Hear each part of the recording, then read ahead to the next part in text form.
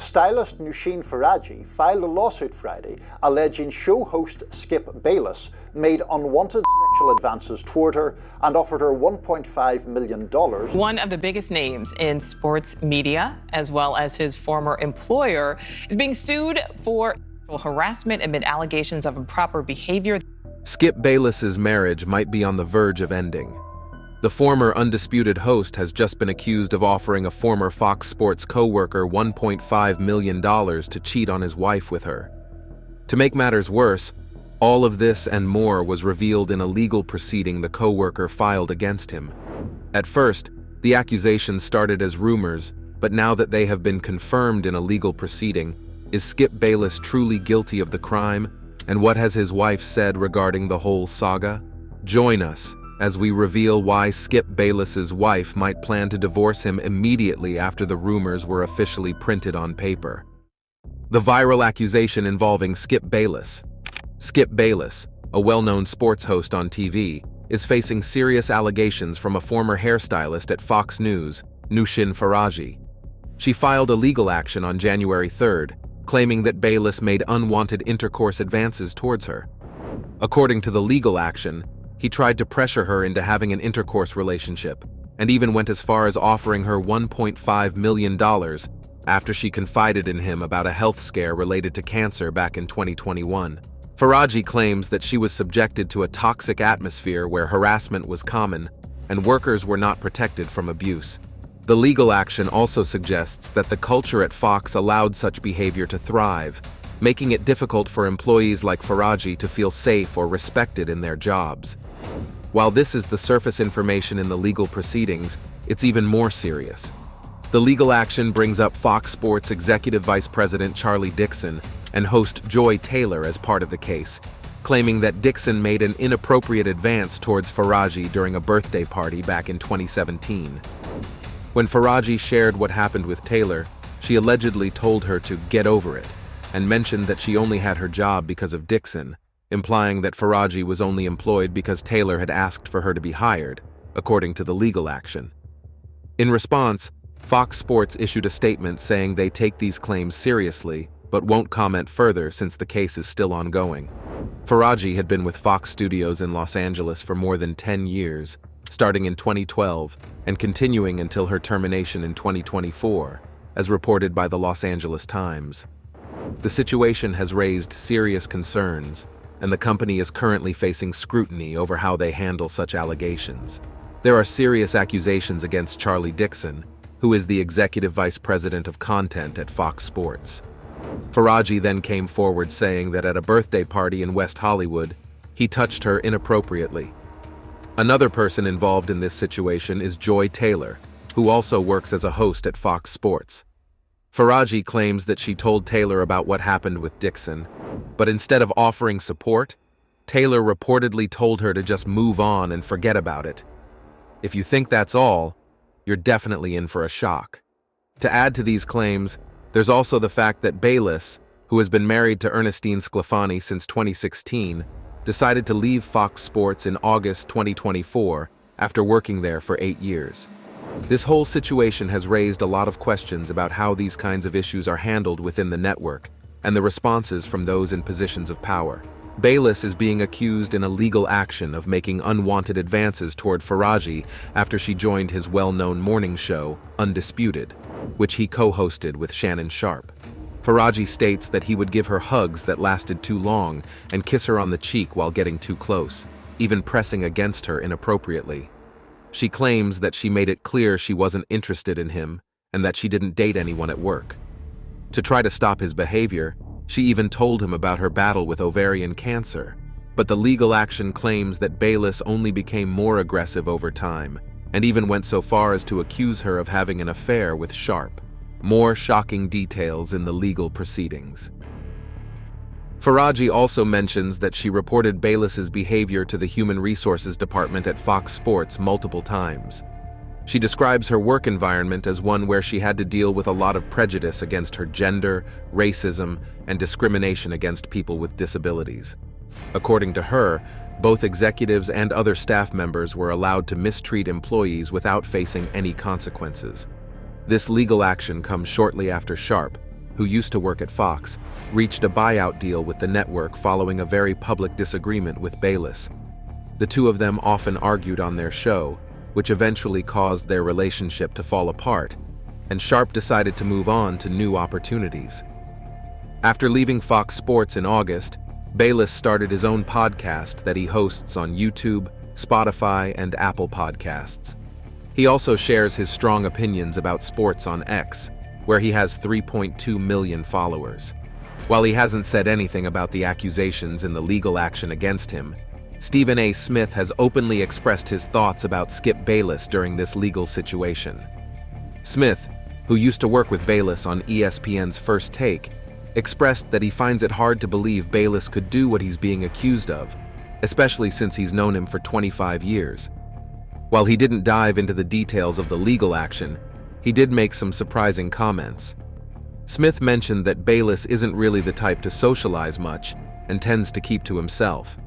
He pointed out that it's quite reckless for people who aren't familiar with the situation to act like they know everything, especially when they start talking about large sums of money like $1.5 million.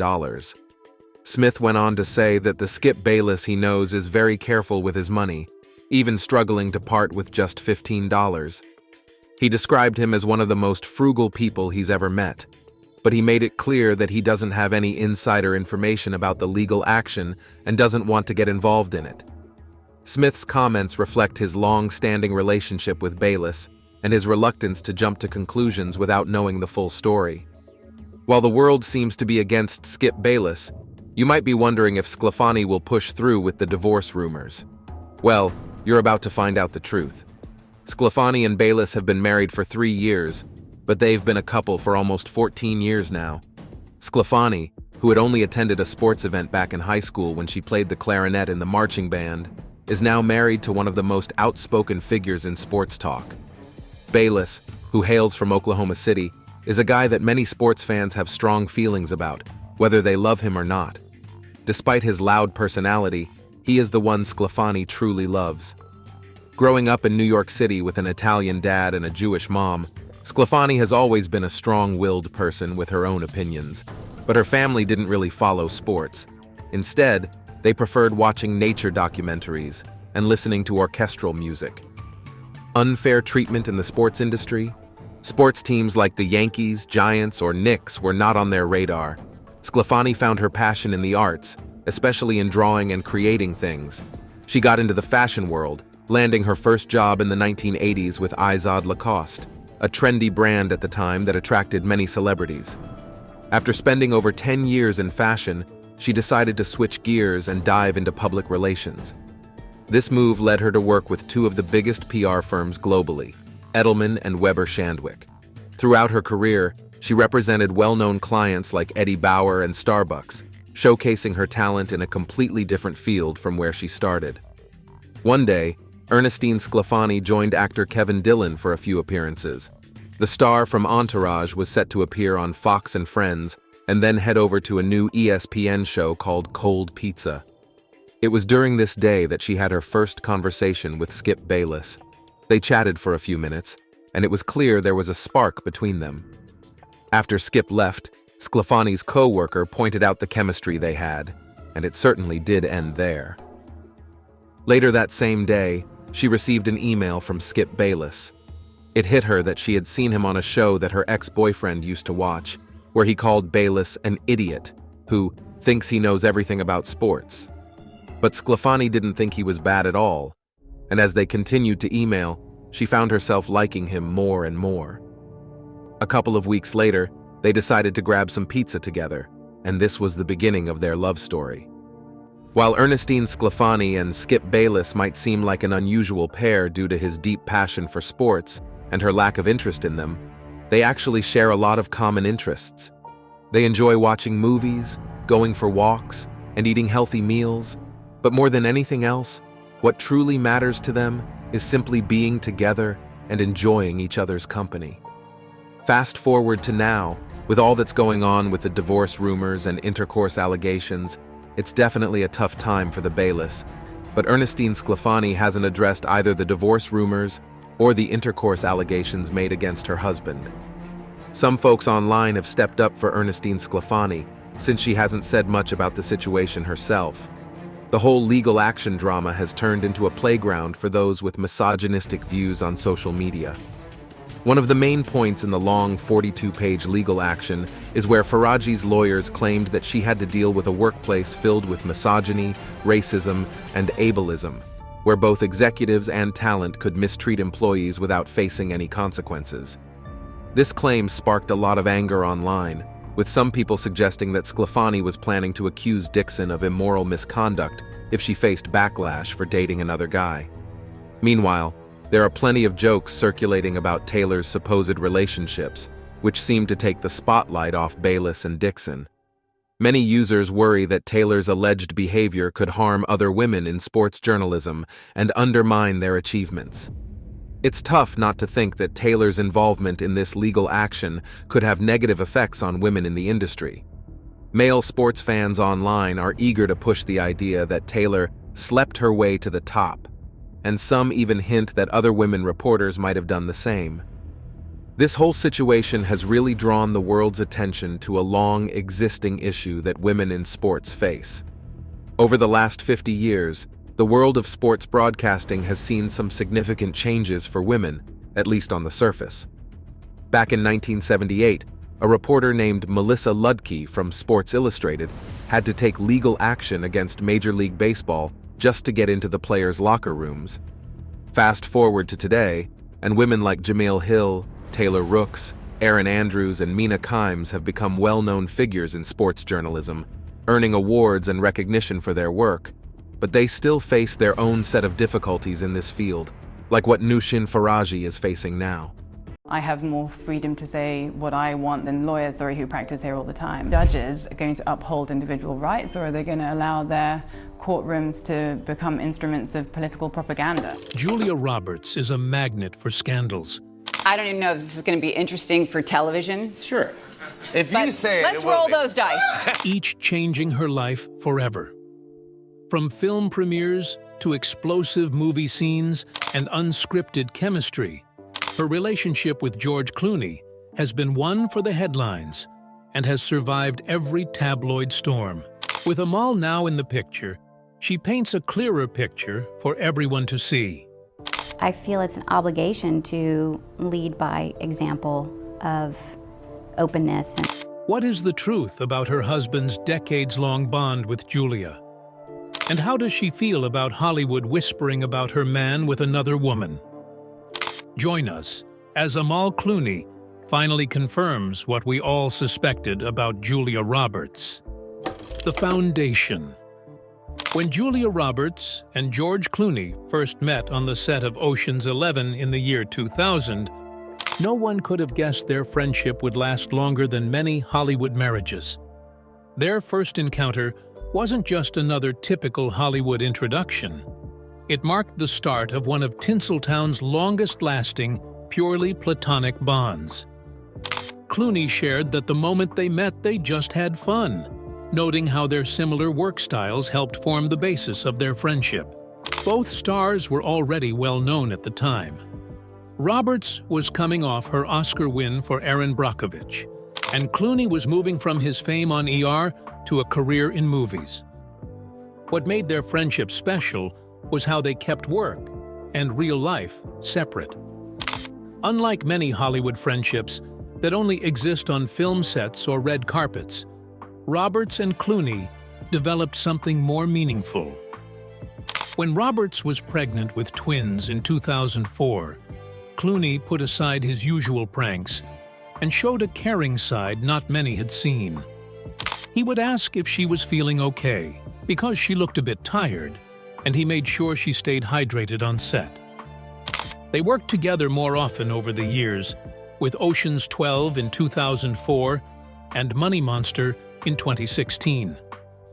However, it was the time they spent off-screen that really strengthened their friendship. Be like, caw-caw! And she would come out and make some weird bird noise, and then we'd go out and get coffee. When Roberts was pregnant for the first time, she found comfort at Clooney's famous Lake Como villa in Italy.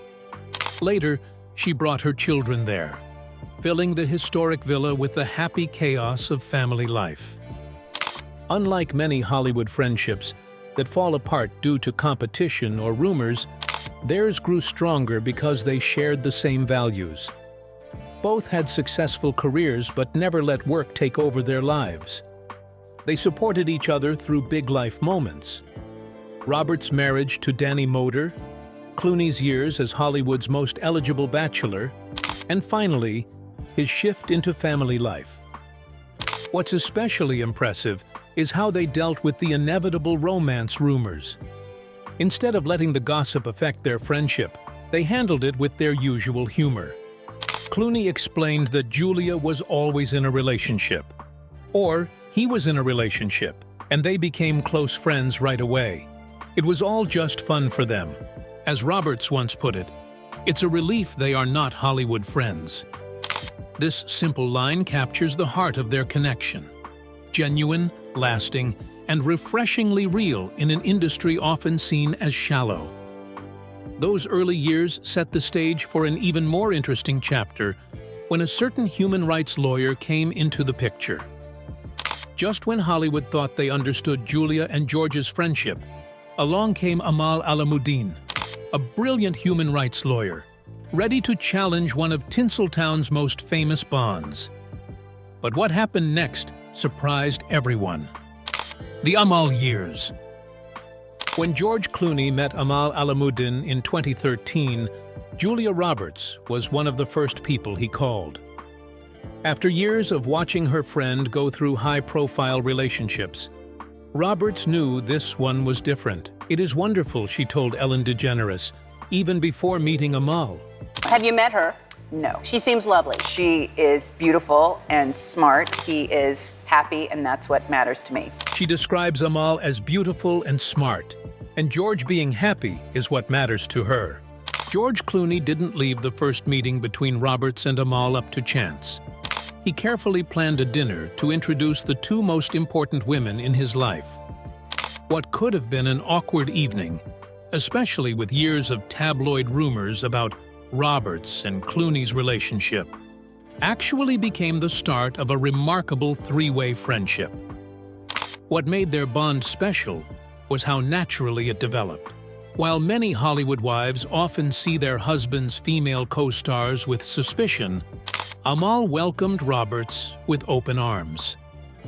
The Oxford-educated lawyer, known for defending Julian Assange and advising Kofi Annan, discovered in Roberts a kindred spirit who valued realness over Hollywood glamour.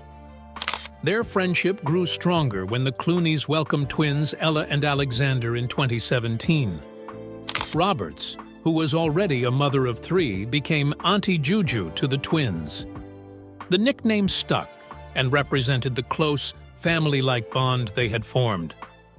While filming Ticket to Paradise in 2022, the Clooney twins would visit the set and run to hug their Auntie Juju between takes. The real test of their friendship happened during the intimate scenes between Roberts and Clooney in Ticket to Paradise. Amal's reaction? She watched the famous 80-take kiss scene with amusement, knowing it was all part of their professional work, and feeling secure in her relationship. Away from the cameras, the Clooneys, Roberts, with her husband Danny Moder and their children, and Amal's international friends created their own community. They celebrated holidays together, supported each other's causes, and established traditions that went beyond ordinary Hollywood socializing. In December 2022, Roberts made headlines by wearing a dress decorated with photos of George Clooney at the Kennedy Center Honors. This playful and heartfelt gesture showed how their friendship had grown. Amal, who was sitting in the audience, was seen laughing and applauding, a clear sign of how far they had all come together. Behind the scenes of Hollywood's most exciting on-screen partnership, the fact that it took 80 takes for a single kiss had everyone asking, was this just acting? Or was there something deeper making these scenes so tough? What really happened on those sets? On-screen magic. From Ocean's 11 to Ticket to Paradise, Julia Roberts and George Clooney's on-screen chemistry has captivated audiences for more than 20 years. Their latest collaboration highlighted this magic, especially during a now-famous kiss scene that surprisingly took 80 takes to get just right. But here's what the cameras didn't catch. 79 of those takes ended in laughter. It was like kissing her best friend, Roberts said with her signature laugh. Clooney, always the jokester, reminded her of his Sexiest Man Alive titles, but even that couldn't keep them serious enough to film the scene. Their professional partnership includes 6 major films, each highlighting a different side of their chemistry. In Ocean's 11, in 2001, they played exes with unfinished business. In Money Monster, in 2016, they took on the roles of a TV producer and a host dealing with a crisis. Each role presented new challenges, but their natural connection made even the tense scenes feel real. What makes their on-screen partnership special is their ability to stay professional while genuinely having fun. While filming Ticket to Paradise in Australia, COVID restrictions kept them away from their families, but they supported each other through long days and lonely nights. Roberts later admitted that Clooney and his family helped her avoid complete loneliness and despair during that time. Their work dynamic has become famous in Hollywood. Directors often set aside extra time for scenes with both stars, knowing that their infectious laughter might slow down filming, but will ultimately create magic on screen. This was especially clear in Money Monster, where director Jodie Foster reportedly planned to film their most challenging dialogue scenes early in the day, before their playful banter could take over. The success of their partnership comes from their similar approach to acting. Both take their work seriously, but also have a good sense of humor about themselves. Their combined box office appeal, over $5 billion worldwide, shows that audiences connect with their genuine chemistry. Unlike many Hollywood pairs who get tired of working together, Roberts and Clooney actively look for projects to do together. Roberts joked in a recent interview that George couldn't live without her on screen, but there's some truth in her humor. Their collaborations have actually become more frequent over the years, not less. Their most recent project, Ticket to Paradise, highlighted how they have grown as screen partners. Playing divorced parents, trying to stop their daughter's wedding, they brought years of friendship and understanding to their roles. The result was a performance that felt both new and familiar. Before the 80-take kisses with Clooney and billion-dollar box office hits, Julia Roberts was just a girl from Georgia with big dreams and an even bigger smile. But how did a small-town waitress role change everything? Early career and rise to fame. In 1988, a relatively unknown Julia Roberts took on the role of Daisy Arujo, a lively waitress in the small-town drama Mystic Pizza. The movie was made on a modest budget of $6 million and wasn't an instant hit. But it showed off something special, a new talent with a smile that would soon become one of Hollywood's most famous. What many people don't know is that Roberts almost didn't get the part. She initially auditioned for the role of Daisy's sister, Kat, but director Donald Petrie saw something different in her, a natural energy that matched Daisy's rebellious spirit perfectly. This decision would be crucial in kickstarting her career. The next year, Roberts starred in Steel Magnolias, where she shared the screen with big names like Sally Field, Dolly Parton, and Shirley MacLaine. In the film, she played Shelby, a young bride with diabetes who was determined to have a child despite the health risks. Her performance earned her first Oscar nomination for Best Supporting Actress.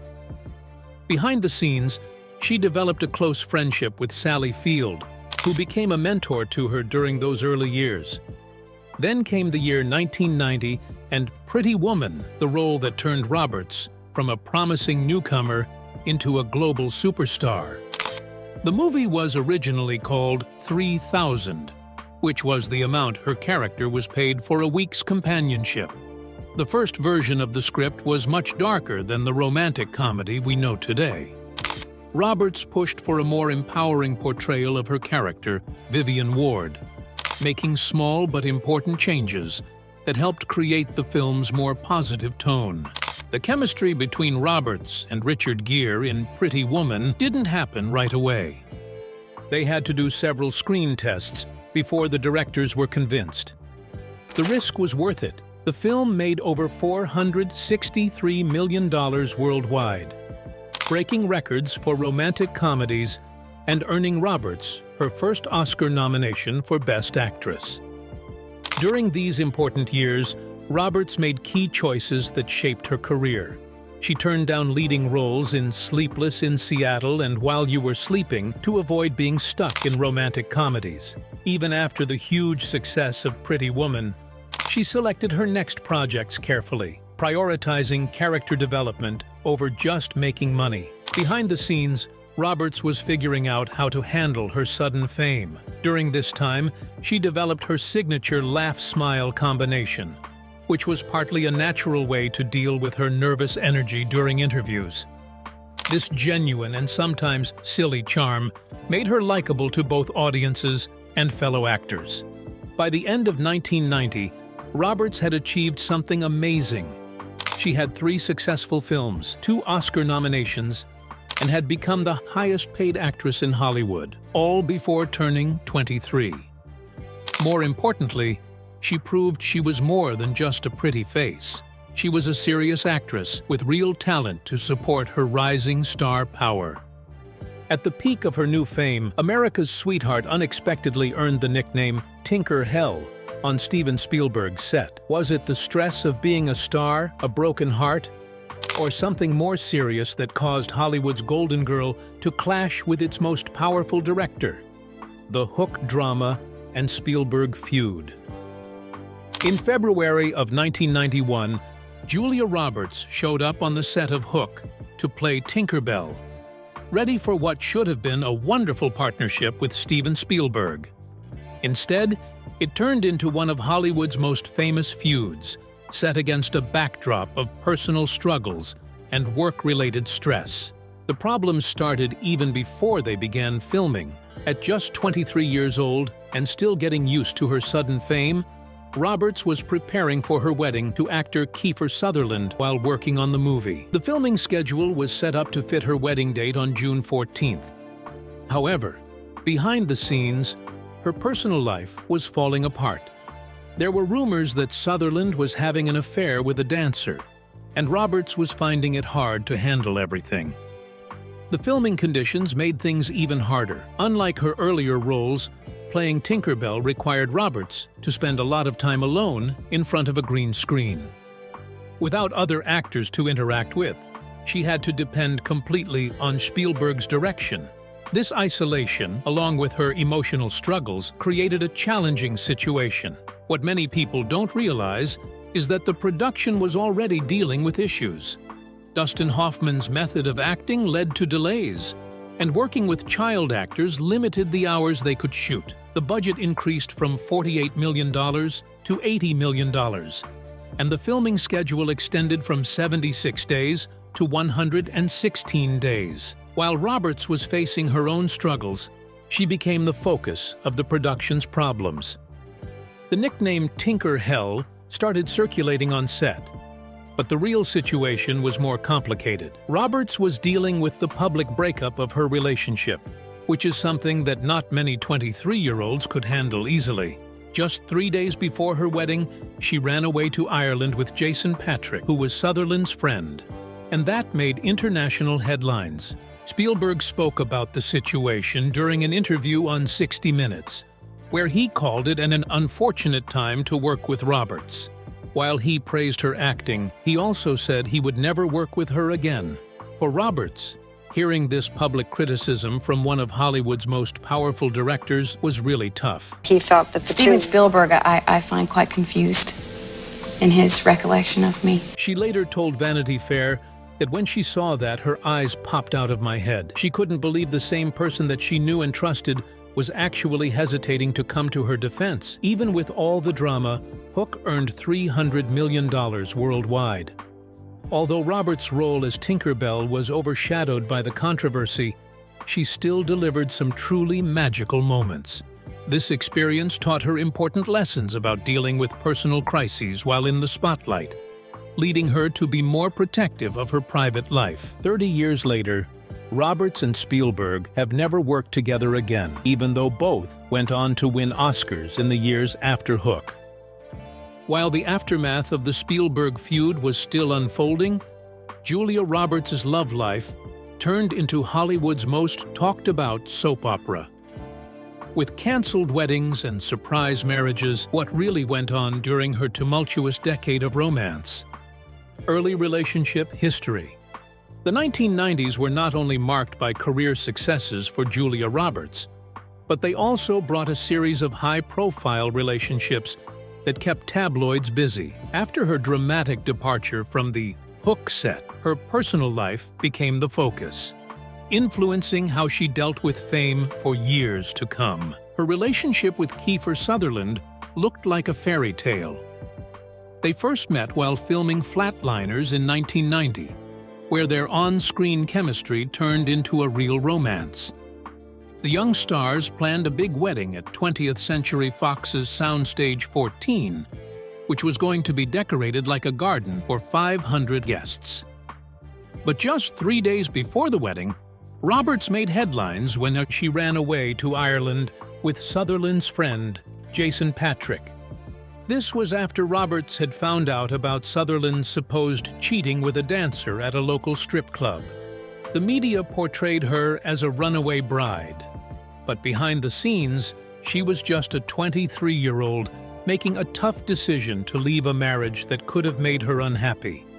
Next was the unexpected marriage to country singer Lyle Lovett in 1993. The couple had only known each other for 3 weeks when they got married in Marion, Indiana. Roberts took a break from filming The Pelican Brief to have the ceremony at St. James Lutheran Church. The unusual match, Hollywood's most beautiful woman and the uniquely featured country star, captivated the public. Their marriage lasted 21 months, ending on good terms in March 1995. Between 1995 and 1998, Roberts dated several actors, including Matthew Perry and Dylan McDermott. However, her relationship with Benjamin Bratt seemed the most promising. They met through friends in 1997, and for 4 years, they looked like Hollywood's perfect couple. Bratt joined Roberts at her Oscar win for Erin Brockovich in 2001. But they announced their breakup just a few months later. During these years, Roberts learned important lessons about keeping her private life safe. She stopped talking about her relationships in interviews and started being more careful about who she brought to public events. The intense media attention on her love life taught her how important it is to keep some things private. From this decade of romantic ups and downs, a wiser and more careful Roberts emerged. She decided never to speak badly about her exes in public, kept friendships with several of them, and learned how to handle Hollywood relationships gracefully. This time in her life also affected her acting choices. Roberts started picking roles that showed stronger, more complex women, stepping away from the romantic comedy characters that had made her famous. Her personal experiences brought depth to these performances, especially in movies like My Best Friend's Wedding in 1997, where she played a woman dealing with lost love. These relationship experiences, although sometimes difficult, helped Roberts become the person who would eventually find lasting love. However, there was still one more controversial romance that would shake up Hollywood. After 10 years of public heartbreaks, Julia Roberts finally found love. However, there was one major issue. He was married. Then came the T-shirt that turned Hollywood upside down. What led America's sweetheart to make such a bold move? So, with everything that's been happening all at once, do you think Skip Bayless is guilty of what he's been accused of? We would love to know in the comments.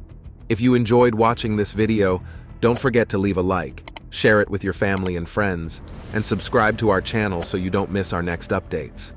Also, click the next video on your screen to enjoy more exciting content.